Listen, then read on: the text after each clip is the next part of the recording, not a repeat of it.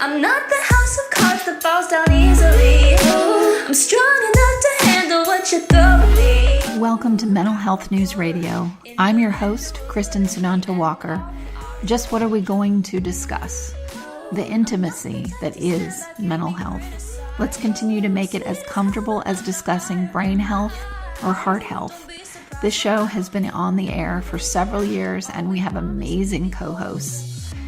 And then we created a network of podcasters on mentalhealthnewsradionetwork.com, a place where every possible facet of mental well-being can be talked about openly. My show, after several hundred interviews, the format is this: intimate, deep, funny, touching, sometimes uncomfortable, but always vulnerable conversations with interesting people. The goal is to have you, our listening family, many of you who have become my good friends, feel as though you are listening in on private conversations. Thank you for tuning in and becoming part of this amazing journey with me, and now with our network of podcasters.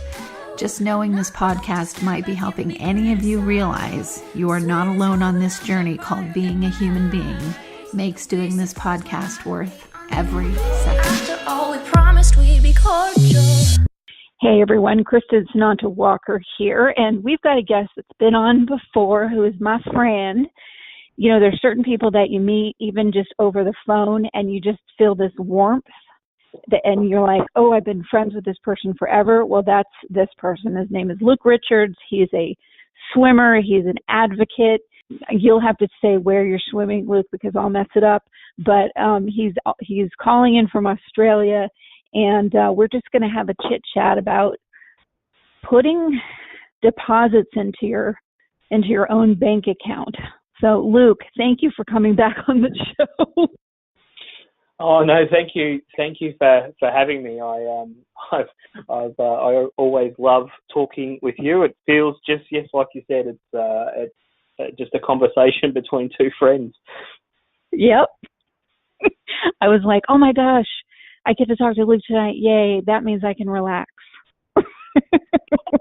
I know. And the funny thing was that I had training this morning. I don't normally train, and I got invited to go back to one of my old squads, and the coach decided to sort of unleash holy hell on me, and I was sort of limping into work. I feel like I'm about to have a sleep, but it was really great to sort of swim with just some people that I hadn't swum with for a while. And yeah, tell our listeners that don't know, the backstory, about the swimming, so we can catch new listeners up on what that's for and where you're going to take it and all that.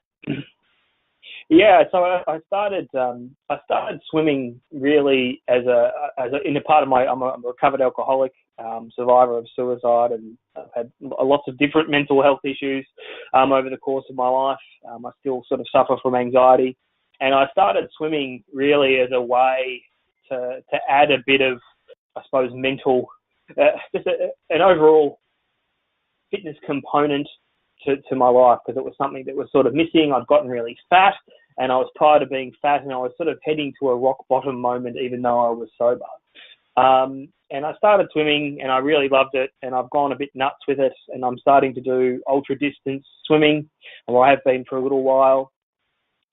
And a while ago, an Australian Olympic swimmer was having an issue with alcohol and drugs and just got destroyed in the press. And I decided that I wanted to do things to show people what recovery was about and what people were different after recovery. And so I'm in the process of working towards doing a number of really long swims, one being swim around Manhattan and the next one being the English Channel over the next sort of 12 to 18 months. That's amazing. And it's been what we were talking about, this listeners, just so you know, like we had 20 minutes of talking before I hit record, and then we were like, we should have recorded all that. But we were talking about how, different I sound than I did the last time we talked. And the last time we talked too, like in the time between that, because I think we talked in the fall of last year, or was it just before the fall? Yeah, just before the fall. Okay, so end of summer. Yeah, my life has completely changed. You had gotten a little bit off of track in between our talk and now with swimming, and realized you were pushing yourself too hard. And so we were getting into conversations around, what it means to be really kind to yourself, put yourself first, put deposits into your emotional and physical bank account so that you have, a healthier life, and also about what it's like to, and this is great for anyone who struggles with addiction of any kind, you get on this loop of being able to get through amazingly, chaotic and crisis times. And I think we get addicted to living that way. And so we survive these horrendous challenges and we do amazing things, but we don't know what it's like to live life and be motivated by peaceful things. So that's kind of what I'm covering now. So what do you think about that, Luke? I suppose what I've learned over the last sort of 6 months, so, I lost my job and I had to cancel my swim that I'd planned because I couldn't afford to pay for it anymore. I didn't know. I work in a very small niche industry and there's not many places to work. So I was in this massive terror mode and I was the sole breadwinner for our family. In fact, I remember washing the dishes and sort of sitting there going, well, there's this insurance policy on me and actually I'm really worth more dead than I am alive. Right. And I just didn't know. Like I was in a really horrible space. And I'd stopped doing anything for myself. I'd stopped doing everything. It was like I got this massive kick in the guts and the first place that I went to was Misery Station. And I sat down and I got on the train and I was happy. I was sort of unhappily happy on that train. But the one thing that had changed is that I'd stopped giving myself a gift every day. And that's not buying things. That is the things that I used to do, which was, making sure I swam every day or walk the dog, just, me mental time so that I can set my mind to be to be ready for what it needs to be ready for. Because if I don't have that, then everything goes to the toilet. Right, exactly. It does, and it's like the slow creep. You don't even realize just how many things. I think of it like you're a pack mule, and you just keep trudging along, and everything in life. Yeah, just throw another bag. I can take it. I can keep on walking, and you just don't even know how much you're carrying, and people are throwing it on you. You're throwing it on yourself. And you can't see back there. And then something makes you go, I want it gone. I want this luggage gone. Yeah, and when I'm like that, I just accept everything. I just take it all. Yes. It's like I go into and then I get resentful as I go along. Because, I'm not, and sort of what happened, what happened was, I got made redundant from work, and then my wife's best friend in the UK is terminally unwell, so she flew off to the UK to spend pretty much a month with her, and then I had the kids first time, full time, and I've never, I was a hands-on dad, but going from that to full-time carer, the kids weren't in daycare, so there was literally no escape or time for me to do anything for myself. Right. And so it was, on one side, I got to form a relationship with my kids that I would never have had I not had that experience, and that's the most beautiful thing out of it. But I did struggle with being quite angry at times, about my situation, and I focused outwards rather than what was my part in what had happened and what could have I done differently, which are all the things that I need to do to keep my head in the right space. And I lived in that spot for a really long time, and it eventually sort of wore me down to the point where I just wasn't a really nice human being to live with for a while. Right. And that's I suppose it comes back to the point about making sure that, especially for anyone, I don't really care whether you're in recovery or you've got problems with anything. It doesn't matter if you're completely normal and you're not afflicted with anything. Right. I feel very strongly that you have to give yourself time. We live in a really busy world. We all work stupid hours. Our email's always on. We're either on Facebook or whatever else. Right. And that's not time for you to just be happy and exist with yourself and do things that show love to yourself. I think that's the point. You need to show yourself that you love yourself. If you don't, then you never will. Well, that's I know, and people laugh at that. I've laughed at that, and it's more that I just didn't even know what that means. That's what we figured out with my therapist and I was, she'd say, Kristin, do you believe that you have the right to practice self-care? And we finally figured out that, yeah, I really do. I do believe I have the right to self-care. I just don't know how the F to do it. I have no idea what to do. And that's trial and error, Like I think when I firstly that was a lot of meditating. At some point in time, it was playing games on a PlayStation or something like that. And it's eventually, through trying lots of different things, it's evolved to be something that, for me, my swimming is half. It sounds a bit stupid when you get out, you're swimming, but it's quite meditative. I don't think about anything. Yes, it is. It's totally meditative. I love it. Yeah. And so I get this experience of being, having quite good exercise, as well as my mind is just, not buzzing at the 100,000 miles that it's always buzzing at with lots of different things, trying to attack all the time. Because I think we discussed this before, where I have this concept that I've got in my head there's the watcher on the wall. And he's the divide between all the shitty stuff that's always there, part of my language, all the stuff that's there. Fine. That makes me behave badly. And then he's the moderator. He keeps the White Walkers out. And every now and again he goes on holidays and everything gets overrun. Yeah, and I remember, talking about, what is it that I would drink wine for? What is it that I would do that for? And I did it because for 3 hours, after my mind was not going off the rails like it is throughout an entire day. I actually felt happy. That was like happy time. Now, it isn't worth the side effects of it and the 5 days of anxiety now that I'm older that come along with it. But I was like, okay, we got to get to the why this, because it's not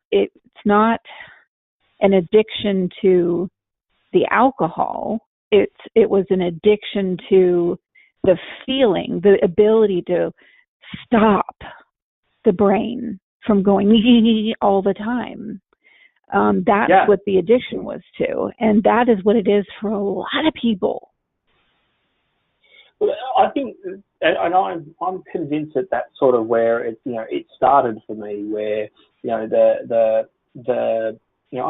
drank for a long time before it became really problematic in my life. But the moment I started to use it to become a painkiller or to take things away, I think prolonged use of that. Prolonged use, then you get the whole physical dependency kicking in, and then before you know it, it sneaks up on you. And I think for me, I had a really long period of a lot of being in. I say that when this particular thing happened to me, I lost my mind. Like, I was as close to crazy as I think I'd ever be. Anxiety was so strong that I couldn't really function. I didn't know, I was assaulted with visions of things that I just didn't ever want to see. And you just can't cope with that. I couldn't cope with that. It just overloaded me the whole time. And then and the only thing that would numb it was drinking. And I think that's what, doing that for a year or longer, eventually my body got so used to being it that it became that it needed it. And so you sort of exactly. It just shows. I like to think that I'm a poster boy of not getting help. And what happens to you if you don't attack these issues at the right time? When I first encountered mental illness at the age of 11, it very quickly led to me attempting suicide. But was I sent to a psychologist? Did I ever see anyone? I was about 30 by the time that happened. Right. And so it's really, if you're not comfortable enough to sort of address these problems, then I suppose you run the risk of falling into many different traps, whether it be addiction or a permanent depressive state because you just can't work yourself out of it. And sometimes you can't work yourself out of it. You need help. Like, I was thinking about this the other day that, there's an amazing female swimmer named Diana Nyad, and she was the first woman to swim from Cuba to Florida. And she turned around and said, I do the swim, but it's an expedition. I need a team of people to make it happen. And I thought, life's an expedition. Life is an expedition. You need a team of people to get you through everything. It doesn't matter. There is no I in that experience. And if you think you can do it by yourself, there's very probably 1% people who just have the gumption to get it, or the grit. But I think the 99% of us, we need help, and too many don't ask. I mean, I know I do. I mean, why else would I, do over 1,000 shows talking about mental health? It's advocacy, yes, but it also was helping me the whole time, that I'm doing it in many, well, not the whole time, but some interviews were pretty awful, but it was also helping me. And it was a space where when I do an interview with anyone, I cannot think about anything else. I'm solely focused on that conversation. So my brain, while it is thinking about good questions to ask and, how to sort of guide the story, but it's a very focused. It's not the typical rest of my day where there's a lot of stuff going on in there. This is focus time. And that shows up in the number of shows that I've done. I've needed to do them. So for me, that's like, you're swimming. And now I have to get up and I have to walk my dog at there's a state park right near where I live, and I have to get out there. I put a book on tape and I play it in my backpack while I'm walking, and we just trudge through, and I work out a ton of anxiety on that walk that I normally would lay in bed and just feel that anxiety for 2 hours and then carry it with me through the whole day exhausted. Yeah. You can't function like I can't function. I can't function like that. I need to. One thing I've actually realised quite recently, and it was from listening to another person speak, who basically said, they believe, and they're a clinical psychologist, that much depression and anxiety can be subdued, if not totally gotten rid of, by things like getting up at the same time, because your brain gets into a particular rhythm, and so I'm religious. Like, I get up at 4:30 a.m. every morning, even if I don't swim. Even if I don't swimming, I'm getting up and I'm walking the dog and I'm doing whatever. Because I slip about an hour either way sometimes, but generally not. And since I've started doing that, I believe that there's been a difference in my overall mental position. I'm waking up. You wouldn't think that you'd wake up fresh getting up at 4:30 in the morning, but I wake up no worries. And so because I think once you get to a certain point, you just little tiny tweaks can just give you that extra little bit of anything. And we need all the help we can get in that type of thing I wear these yellow glasses now, yellow lens glasses, because one of my friends suggested that I sit in front of the computer screen all day, that the blue light disrupts my capability to sleep, and Right. so I wear these yellow glasses to get rid of blue light, and I've been sleeping like 200% better. Really? So, it's incredible. And so I'm sort of trying to look for all these little things to give myself, to make it easier. Because when I'm tired, See, those are deposits. Those are those deposits into your account of you. Yeah. My natural stance is I'm weak. And it's not that I'm physically weak, it's that I need to build up strength to get through the day and to get through things that most people wouldn't. Like, I work in sales, and I had this thing where a customer just was ignoring me, and they never normally ignore me, and straight away my anxiety kicked in that it was the doomsday event and everything was going to be bad and horrible and whatever. Never did I think that actually maybe they're really busy and they're in meetings all day.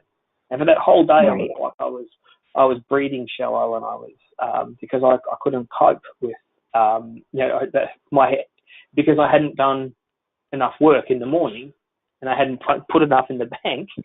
At that moment when I hate to use the term trigger, when something happens that affects triggers a fear. Because for me, all of my anxiety is fear. 100%. Everything is fear. I see, and I don't think people really get what anxiety is, especially here. We have quite a brash sort of, men are tough type thing. It's almost like that pioneer type attitude. And when I've sat there talking to people and said, well, I see images of, things happening to my children, catastrophic, horrible things happening to my children. I can't watch the news anymore because I start seeing things. And you get these, and they're vivid. It's like they're real. And your body is reacting to this movie that you're creating like it's really happening. Like I saw something flashed up on my Facebook feed the other day, and it was about something really horrible, like some poor kid that got something really sick.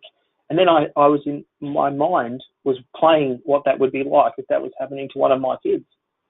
And I just like if I wasn't able to do enough to get myself into a position where I can stop and go, that's not real, this is not happening, I would be in it'd be a mess for a day or more. I could tell you a therapist a few years ago had me do this exercise, and it was really, because I don't do that anymore. I don't do my catastrophe movies anymore, or I do them 10% where I used to do them 100. So it's so simple. This is what I would do, and it literally is an exercise. It's not, you're weak or why can't you do it? It's literally because it's a muscle. So think of it in terms of your swimming. Like when you first started swimming, you couldn't swim as many laps as you can now, clearly, because you had to develop the lung strength to breathe and the physical strength to do the laps, because it's a muscle. So it's the same thing with our brains and our minds. That's a muscle. So she gave me an activity that I had to do, and it was every single time I catastrophized, every single time, I had to go, I had to stop myself somewhere in the middle of the movie, at the end, the beginning, wherever, and go, whoa, that's a scene that doesn't need to happen. And then just picture an eraser erasing what movie I was making. And I looked at her and I was like, okay, whatever. And what happened is, over the course of 2 weeks, I was mentally fried. And you know why I was fried? Because I had no clue how many times a day I was catastrophizing. And I just kept doing this exercise. I still do it sometimes, I still do that sometimes. But now it's really easy for me because I built up the endurance and the muscles to go, we're not going to think about that. I even with, I just was dealing with this company with this owner that is such an asshole. Oh, I just can't even tell you. This guy is horrible and horrible to a lot of people. And I didn't, you find these things out as you work with somebody. And a younger me, or even a me from a few years ago, would have just made lost sleep over this, just made a lot of movies about it and what I should do about it and blah, blah, blah. And this time, I swear it was so easy because of the muscles I built up to just go, yep, he's a jerk. Don't need to be thinking about him. Done. And it has taken me so long to be able to get to that place. Yeah. And then there's what I think happens with me as well is that, you get to this place where you're just running and it's all good and you catch those 10%ers and you're all good and you go, you do not laugh at it, but you go, oh, that's not good. Okay, no worries, that's not real. Put it in the bank, put it in wherever, in the bin, not needing it. But what happens is when this is why it's so important, I think, to maintain the vigilance around how you love yourself and the things that you do to love yourself, is that when you're not doing that defense, that shield that you've got just gets eroded away. And then before you know it, before I know it, I'm there and I'm living through that stuff and it's impacting me and I've got this internal negative dialogue going all the time. Yeah. It's come back and it's starting to drive the car. And it's sometimes, it wasn't until I got into a place of quite, a painful position, a mental pain. For me, it's always the same. It's sort of, I was thinking about this the other day. It's like really frustrating. I wish I could just actually go and get to the end point a little bit quicker. Not have to go through. I'm right there with you. Yeah. So I travel through this thing. I know it's not right, but I just can't do anything about it until I go, no. The pain has got to a point. Like pain, I'm so used to. I've trained myself so long. It's also there's a sick pleasure in some of that pain. Like you get addicted to it because that pain is an adrenaline hit. And then, if you're an addict, that's a hit. Trust me, it is. Yeah. I was saying, I've had to sit and go and ask the universe, God, whatever it is anyone believes in. I've had to sit and go, okay, got it. I get it that there are things to be learned from pain. I've had a lifetime of it. That's wonderful. And guess what? Now I'm asking to learn things from peace. I just had never asked. Like, it never occurred to me that you could actually ask to learn things from peace. And you know what happened the minute I did that? This is the funny part. All of a sudden, I just started having like long periods of peace. And when I say long periods of peace, I mean long periods of peace for me, because I come from never having peace, right? So now I have stretches of peace, like 2 weeks, 11 days, and then something happens. Not major chaos and trauma like it has in the past, but something comes in and sort of blips it out of whack. And that's more like normal stuff. But I start to get itchy and bored, and because I'm looking for that adrenaline hit that comes from the chaos. I know, no one likes commercials, but seriously, folks, without the help from these organizations, we could not stay on the air. Please give a shout out to zencharts.com. If you're a mental health or addiction treatment center, you'll want to use their EHR. It's gorgeous, and they're just good people. And also MyGenetics, MyGenetx.com, because knowing your genetic code empowers your mental health treatment. And lastly, copenotes.com. We love getting positive messages right to our phones every day from Johnny Crowder. He's the lead singer of Prison, a heavy metal band sharing their music about suicide prevention, addiction recovery, and mental health. See, that was painless. Support them as they support us. Back to the show. So that was fascinating to realize that. Like, if you want to have lessons come from peace, then you're going to need to build those muscles on how to accept them and stop running for the crazy. And also that, okay, this is what my therapist said to me, which I thought was interesting. She said, "Why do you always live your life as if you're the poor little match girl?" And I said, "What are you talking about?" She goes, I mean, it's like you just believe that that's you what you are, that's all you're entitled to, is to wear a torn rag and to, have a little match, and that's your only light. And yet you do all this amazing stuff. You live in this wonderful place. You've totally turned your life into this peaceful, healing space. You have all this wonderful stuff, but you still live as if you're this poor little match girl. Like, let's work on you not doing that. And you know how you not do that? You do what we're talking about. You figure out, oh, that means I need to nurture myself.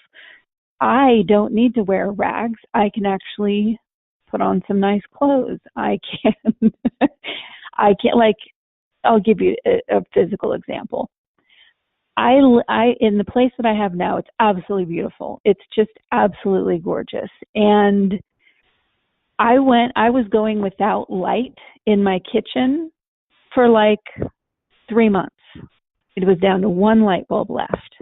And it didn't occur to me to ask anyone, the people that own the property, where the light bulbs are. Like, I'll just continue to live without really being able to see. And that's what I tend to do in my life. It's that pack mule. You just don't even, I can deal with it. That's fine. I'll make sure everybody else has got all the light on the planet and they can see everything fine. But, it doesn't, I don't really cook all that much. It's okay. That's poor little match girl mentality. And that's what, it's my job to get myself out of that, because I'm not a poor little match girl. I was, but I'm not anymore. So I need to stop living like I am. Does that make sense? 100%. So when I first got sober, I went and lived by myself, and I'd never lived by myself ever, like not even once. And that in itself was quite a formative experience. But one of the things, and I think it comes back to, for me, the core is a routine, but I actually would like one of the things, I get up and I do my meditation and my prayers every morning. And then when I was getting dressed and ready, I would actually sit there and look at myself in the mirror, which was hard because I never looked at myself in the mirror. I hated what I saw. I'd actually just sit there and I would actually verbalize, Luke, you're actually a good guy. You don't know, it's okay for you not to know who you are right now. But if you just keep doing the best that you possibly can, it'll all work out in the wash. And today, you're going to go find someone, and if you get the opportunity to help someone, then you will. And by doing these things, you would build up things, to get to that. But I needed to actually physically verbalize a lot of that stuff. I don't need to do that now, but it was as basic as that, because I didn't believe it, and I didn't. And I think we spoke about this last time.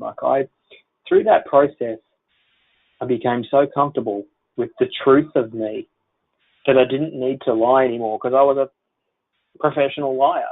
Not because I wanted to be duplicitous in any way. It's just because I was afraid that people would hate me. And you were lying to yourself too. So yeah, absolutely. Exactly.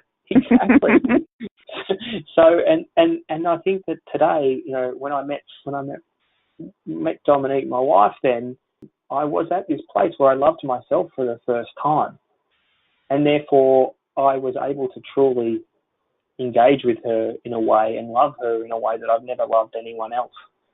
And Right. and that whole gift thing and showing yourself is love. You know, it's not as easy as it just going, right, I'm going to go and run every day. That's my thing of love. If the dialogue in your head doesn't match that, and sometimes for me, I had to actually start with verbalizing the things the opposite of what my brain said, and then eventually my brain caught up with me, and I got to the point where I was comfortable, and now I'm okay, and I accept that I'm going to have moments where I stumble and fall. You know, I'm human. I make mistakes, and every now and again I will be an a-hole. But exactly. Actually, the funniest thing happened, in the last couple of months, right? So,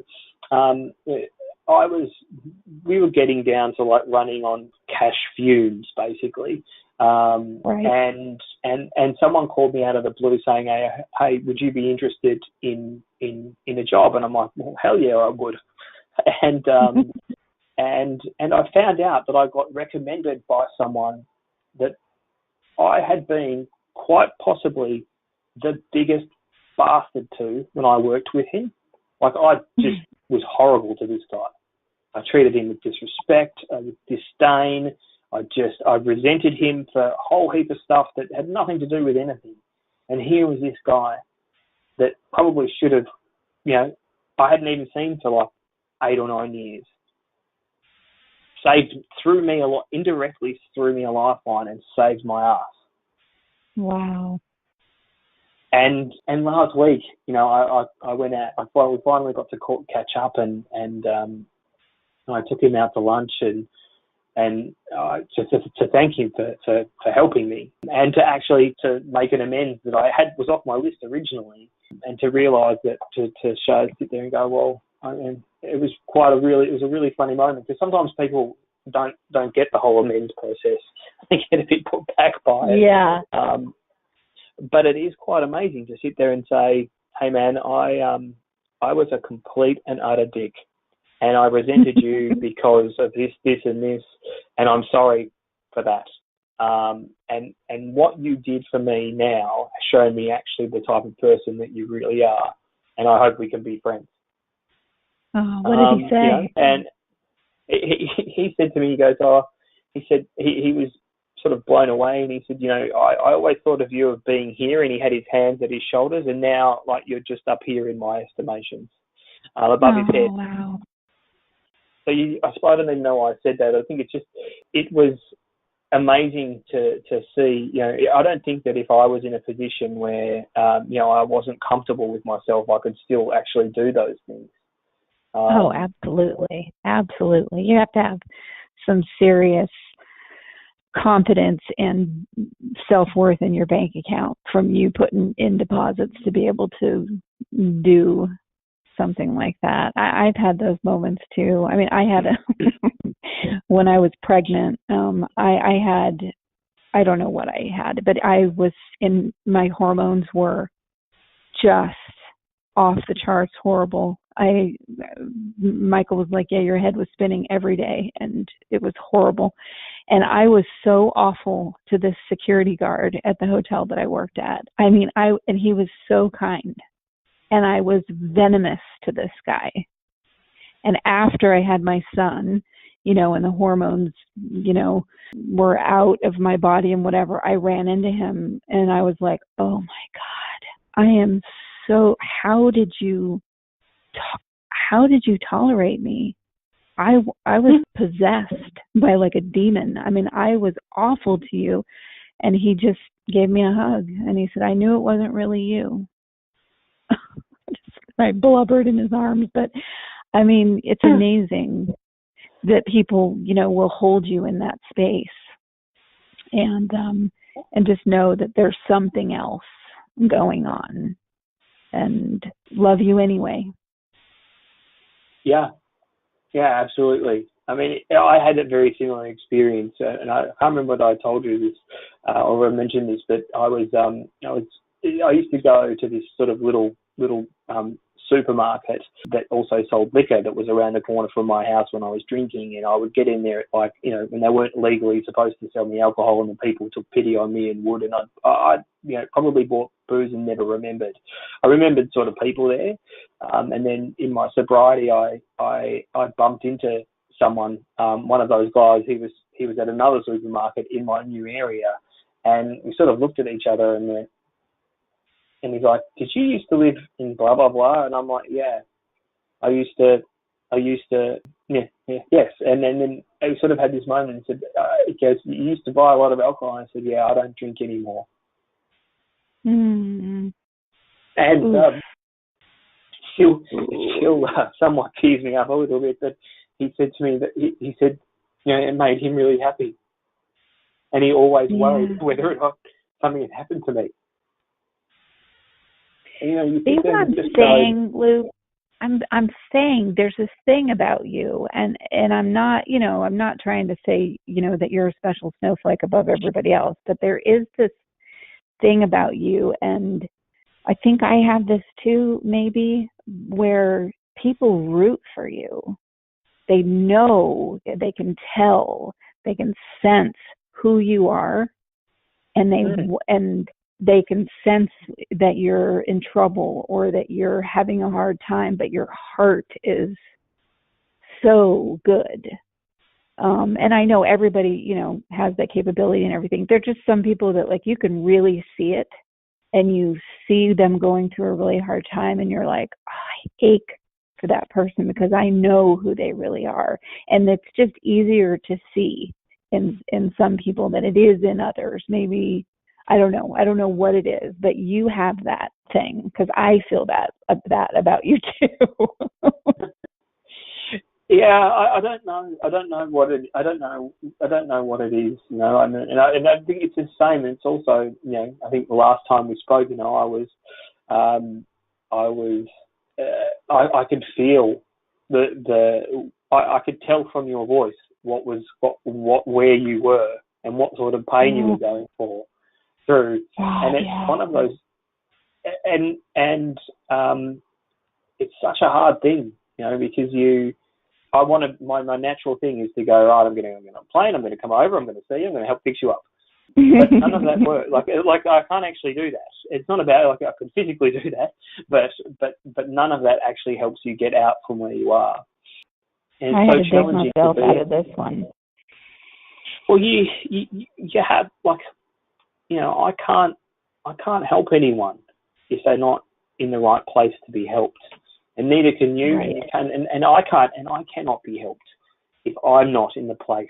You know, I have to get to that. I have to get to the bottom every time. I don't get to the middle. I have to go to the bottom, sit down there, go, oops, now I have to come back up. That is just the way I'm wired. Right. I have to get to the bottom every time. It's okay. It's somewhat frustrating when you come up and you go, fucking hell, I could have just saved myself like 2 months worth of pain. Exactly. And pain for everyone else, you know, because the one thing I've come to realise is it's not about me, you know. Like, you know, I love my kids to death, but I was not behaving to them in a way that I want to. No, I'm trying to not behave the way I was raised. I'm trying to be the exact opposite to all of that. Not because it wasn't anything particularly horrible, but I want to be an emotionally supportive dad.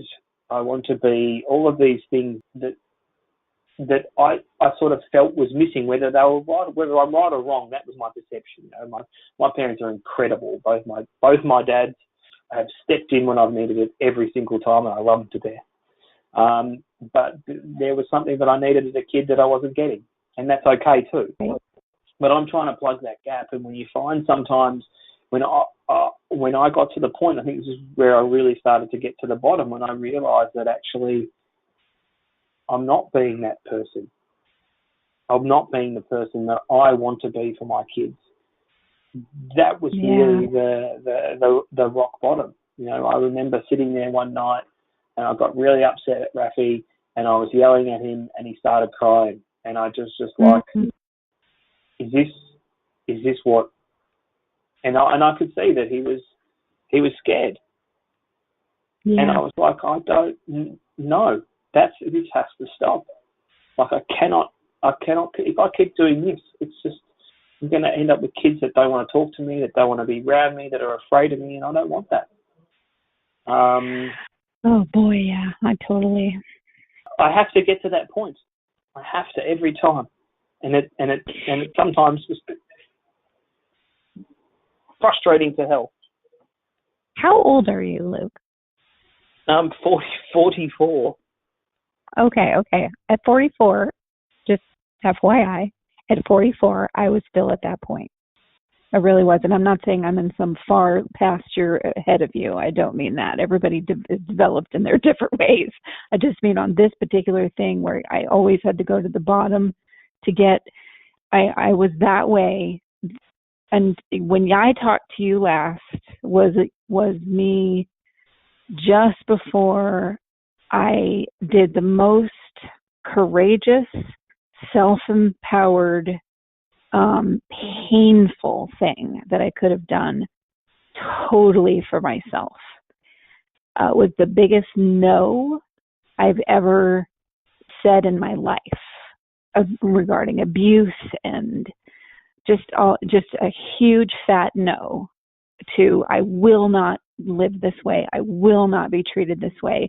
So I was actually being extremely kind to myself and really standing up for just me, not for somebody else, which is really easy for me to do, but really standing up for me. And I was just getting to that point the last time that we talked. And it wasn't until this year that I did my little prayer where I said, okay. I now accept profound life lessons from peaceful situations. And the minute that I did that, I started having profound life lessons come from peaceful situations. Now, I'm not saying I reacted well because I was like, what is this? This is weird. I'm not used to this. What does this mean? I tried to make them horrible in order to get it. And then I went, okay. I asked for this. Oh, that's right. Oh, okay. So you know, I'm just saying it still will come. Like you don't have to always go there. I used to be like, did you see the movie Forrest Gump? Yep. Did you? Okay. You know how Captain Dan is on the shrimp boat and he's screaming at God when he's at the top of the mast, and he's screaming at God during that storm, saying, give it to me, give it all you got. That was me. Like I took like this pride in, give me everything you got. I can handle it. You can't put my lights out, to whoever I was yelling at. And then this year, I'm like, I don't really need that anymore. That's not a badge of honor anymore. That got me through what I needed to get through until now. And now, like, I have a peaceful life. I have a peaceful dwelling. I'm focusing on myself. I did a very brave, courageous act for myself. It was horribly painful. And now a lot of really great, just as profound life lessons come in, and pain is not attached to them, which is amazing. That's invariably the difference. Pain is temporary under that instance. When you do that, pain is temporary, and it passes, and you can deal with it, and you can move on. But when you live in the other space, which is not surrounded by loving yourself first, you are in pain all the time, and it becomes persistent, and it becomes malignant, and it becomes a cancer on your soul, and it affects everything else that goes around you. And it's sort of I feel it's sometimes a bit of a paradox with one of the theories, or I think the things they say about recovery is, you've got to not be selfish, because I'm selfish. But I've come to understand that there's good selfish and bad selfish, for me anyway. And the good selfish is is that I have to look after myself and my mental health and what I do and love myself. Because if I'm not good, then I'm no good to anyone. When I'm not good, I'm not a positive role model for my children. When I'm not good, I'm not a loving, supporting husband to my wife. When I'm not good, I lie. When I'm not good, I do all of these things. And so I have to, and it's hard because you when you're good, you want to be good to everyone. You want to help everyone. And what eventually happens is you slowly but surely take inch steps away from looking after yourself, and then you're back into the place of looking after everyone else. And yes. And also say, and whilst I do get frustrated that I feel like I have to go to rock bottom, I also on the other side, I feel like that's just what I have to do. Like it's just what I have to do to get to the next part of my journey. And it is right now. It is, and it may be forever. But I'm not saying you'll ever not be that way. I'm just saying it was just nice for me to know that I have a choice. Well, yeah. I get it in it, because that's the funny thing, right? Is when you feel like you have no choice and you're forced into a situation, then your choice is you actually still have a choice, and the choice is to not be in that situation, regardless of what the consequences are on the other side. And it's invariably the things that you are afraid of on the other side is actually an increased intensity of pain for a much shorter period of time. It was really fascinating to say a big fat no and have everybody in my life, except for like Melanie and a few people that, our program director Melanie and, a couple other people that knew what was going on. But everybody else, you are so selfish, Kristin. You are so awful. You're so this. And to still have a bunch of catastrophes come up that I normally would be around to take care of and handle, and have people be so angry with me because they were having to take care of them instead of me. And these are their problems. But they were so angry with me that I wasn't rescuing them and smoothing everything over. And I had to get to that point where literally some things that happened were kind of life and death.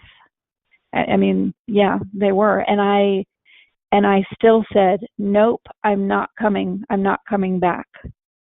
I'm going to stay right where I am, and you'll have to handle this.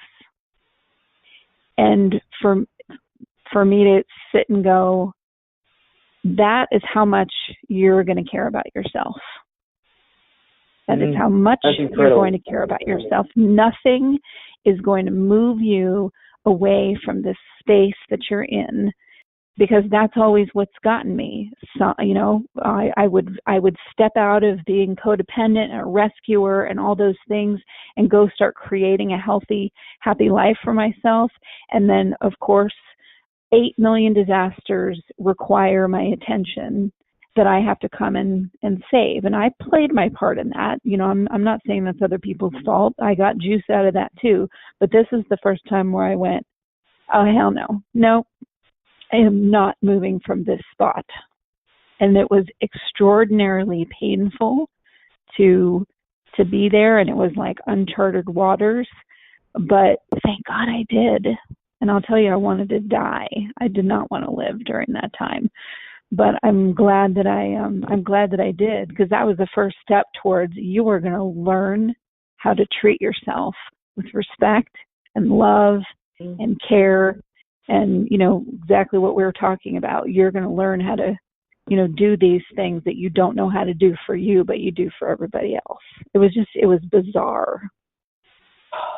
That, look, just my heart just fluttered a little bit to hear you say that. because I can imagine how hard that has been to go over, but also to hear that. I can hear it in your voice, so that you're in a place that you're comfortable with, and the reality is that you can, if there's people you need to mend bridges with later, you can just turn around. I thought you can be honest about what was going on. Like, this is what was happening. And if I continue to be on this place, I could have been. And if they choose to forgive you, they do. If they don't, then there's not much you can do about that. But it's making me so happy to hear that you are where you are. Well, I'll tell you what, even my son, my baby, my only child, who's an adult, was pissed. Yeah. And we didn't talk. We did not talk for 3 months. And I was like, I'm choosing me even over you, my love. So because he was very angry because I wasn't rescuing. He was having to deal with some stuff that he's not used to having to deal with. And I was like, sorry, baby. At 5, 10, 15, 18, I chose you, but you're an adult, and now I choose me. And now, about a month ago or so, he reached out to me. And it was hilarious because he's not a big one for talking about feelings and stuff. He will with me only. I'm probably the only person that he'll talk to about that kind of stuff. But he called me and I said, and it was just like nothing had happened. And I said, so what's up? And he goes, well, I might have to have this surgery, and I realized that no one would come but you, so I better make up with Mom. I was like, I said, well, that's real deep, honey. I'm so glad, and we joked about it, but there's a respect from him that's in our relationship now that there wasn't before, and it took the 3 months of no contact and me thinking, oh my God, I'm now estranged from my kid, for that to happen. And I think, I guess I say this to listeners where, you've made hard choices. You've told loved ones no. You've even people that you love that maybe when you're around them and they're in their addiction and you can't be around them because you are not in it. You're in recovery, but you love them.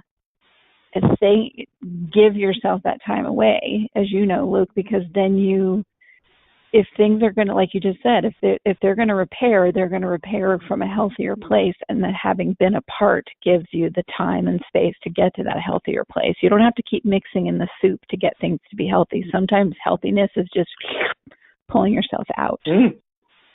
Well, then you can be what you're supposed to be for them. You can be a support and not a savior.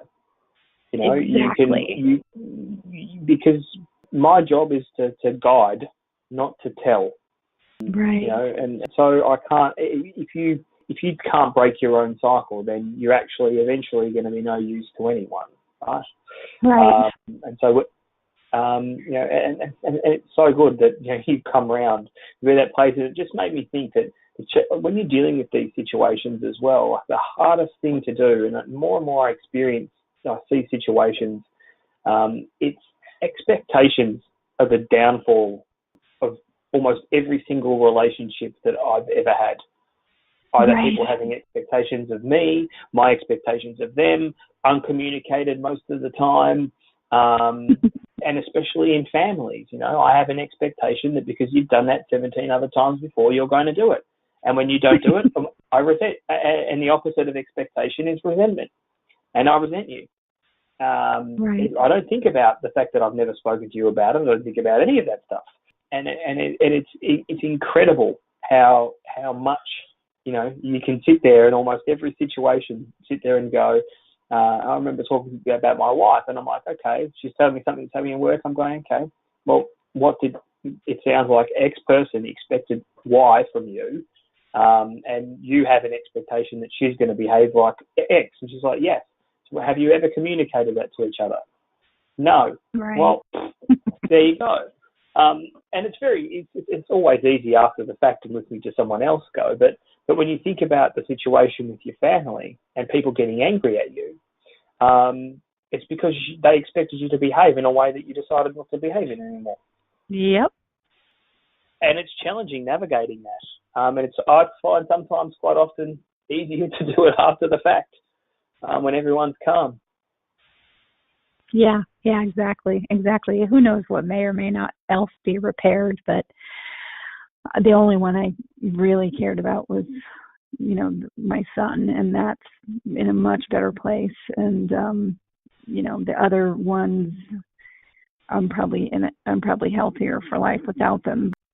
That was the big one for me was I want to see this come to a better, healthier place with my child, because I love him more than anything.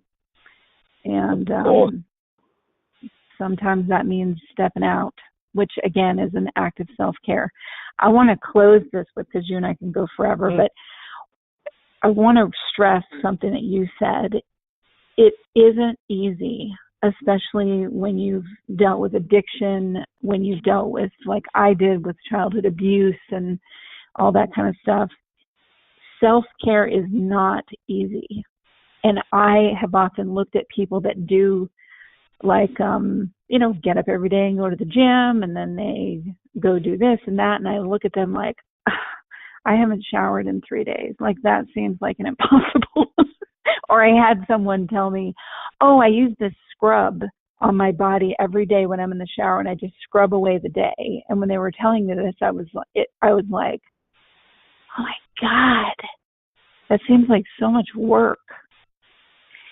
And yet I would tell somebody else to do that. And I guess when I tell people to try to do is think about the stuff that you make a conscious effort toward doing for yourself that seems like, but I got to do all these other things, or I got to or that's a frivolous activity, and try to do some of them anyway, because they do make a big difference. And be kind about it, because self-care it really isn't easy.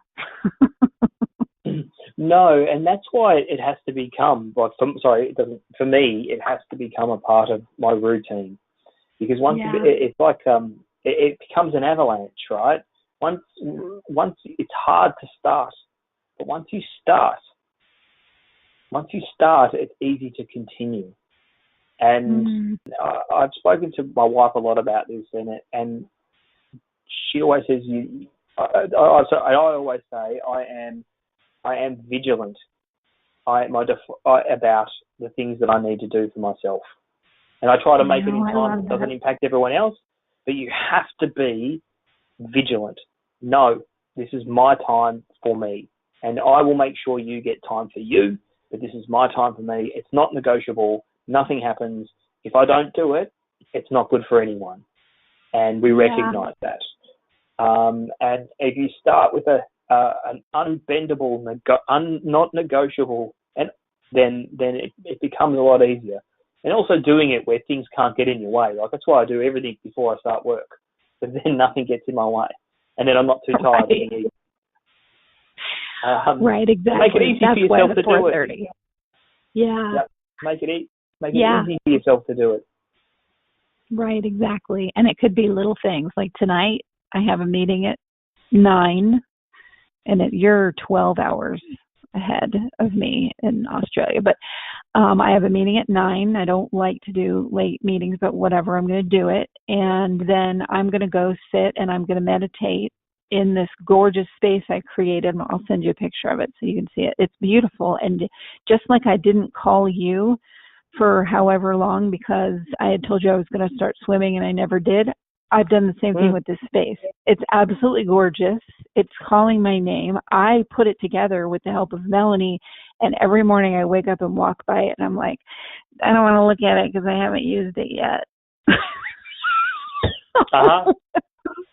So tonight I'm going to go up there and put on my brainwave headphones and listen to a meditation and freaking break in that space that I put there for that reason.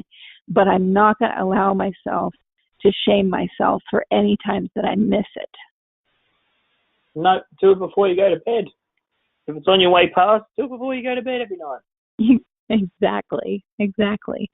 But that's what you do, listeners. Like, do these things, and if you miss out and you stop doing them, you're not allowed to be mean to yourself for not doing them.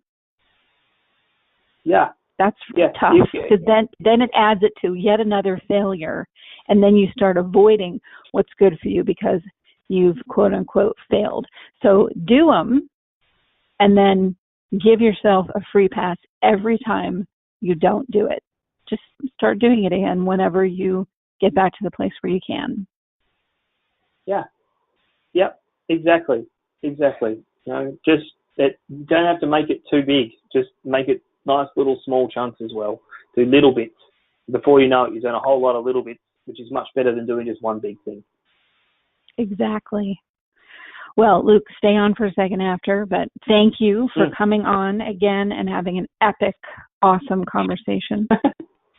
Oh, thank you for having me. I actually just I actually feel really I had a bit of a tense day ahead of me, and now I feel super relaxed. Good. And that means it's been a great experience. So thank you. Good. You're so welcome. And thank you, listeners, for tuning in and listening to our private yet not private conversations on Mental Health News Radio. I'm passive aggressive, but never without good intentions. I heat up and act on my emotions. Thanks so much for listening to Mental Health News Radio. Our podcast can be found on iTunes, Stitcher, and hundreds of other podcast apps, or you can visit our website at mentalhealthnewsradio.com. If you have a question or would like to be a guest, become a podcaster on our network, or join the amazing organizations that help keep us on the air, please email us at info@mhnrnetwork.com. Get ready for that special goodbye from our resident therapy dog, Miles, and a special thanks to Emily Sohn for letting us use her incredible song, Cordial, for our podcast music. Listen to the full song on SoundCloud at emily.sonne. Don't be surprised when I don't hate on you. After all, we promised we'd be cordial. Sometimes in you I can fight it. Good boy.